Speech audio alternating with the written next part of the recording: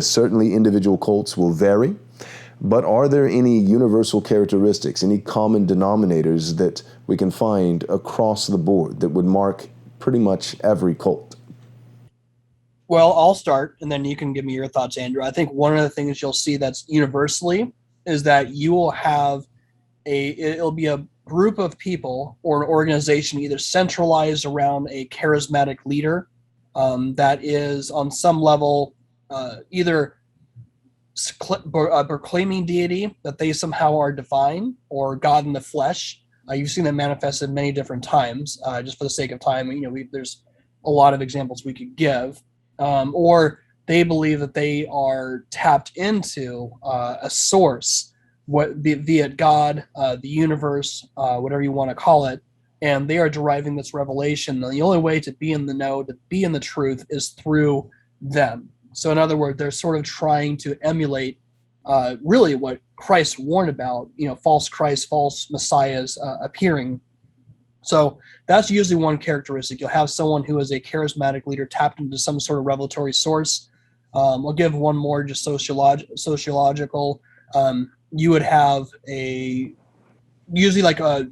another characteristic would be rigid restrictions in regards to the member about what they can eat, where they can live, even like how often they can sleep. A lot of times the regulation, especially during early recruitment, usually involves sleep deprivation, which gets people a lot of times into a very vulnerable and suggestible state where they'll love bomb and all that sort of things. But those would be two sociological characteristics. What are some examples you give, Andrew? Yeah. I'll give some tangible examples of what you just explained. So, for example, in terms of charismatic leaders, although they might not be the most charismatic, we can look at the LDS organization, right? We have their prophet that exists today. Let's say they have a special tapping in with God. I mean, in that sense, we actually can see that when there is one of these types of leaders who claims this special knowledge, we'll actually have extra biblical revelation in the form of books, right? We can say the Book of Mormon, Pearl of Great Price, Doctrine and Covenants. We can even go to the Watchtower Tract Society and their publication saying that you need to view the Bible through the lens of extra biblical revelation. So I'd say any big red flag to a person would be if someone's coming to you and saying you need to look at the Bible in these specific terms given through this rigid set of structure from that roots from an organization or a system or a person, and that's a big red flag. And typically what will happen is we'll have a distortion of text, right? So you can go to the LDS.org or whatever the website is now, or even jdub.org, and what are the first things that they do when you look at the website? They redefine who Jesus is, right? They redefine how the church fell. They would say there was a great apostasy. Both would claim that. And you'll see that they have to redefine everything in order to reimplant their worldview. First, they have to make you go, well, does the Bible really say that? Can the Bible be trusted? No, trust me with my revelation. And this is what you need to do to achieve salvation. So anything, which also leads again to a works-based type of salvation model and system where you have to listen to the leader and do as they say.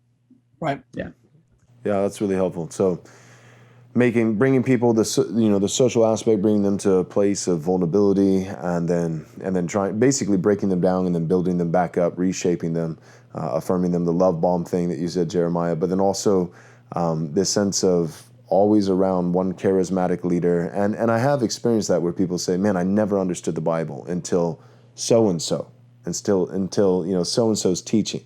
And if they say, if they're saying someone who's faithful, like until I heard, R.C. Sproul, or Jeff Durbin, well, it's really not so-and-so. That's just the first good Bible teacher that they've ever come across. And we have 2,000 years of church history. And so that would be different. But if it's, this person made the Bible make sense for the very first time. So that's really helpful to hear that it's kind of like multiple steps removed. Instead of just to the source, the scripture, I've got to have this guy working as a lens, my hermeneutic for understanding the scripture, and probably also functioning as a priest. So he's functioning as a prophet, right? He's helping me understand revelation. He's also functioning as a priest, helping to absolve me of my sin and tell me the path and give me my works, my penance, and those kinds of things. And then ultimately it's strict, rigid, guidelines, a real absence of grace. Is that a good summary?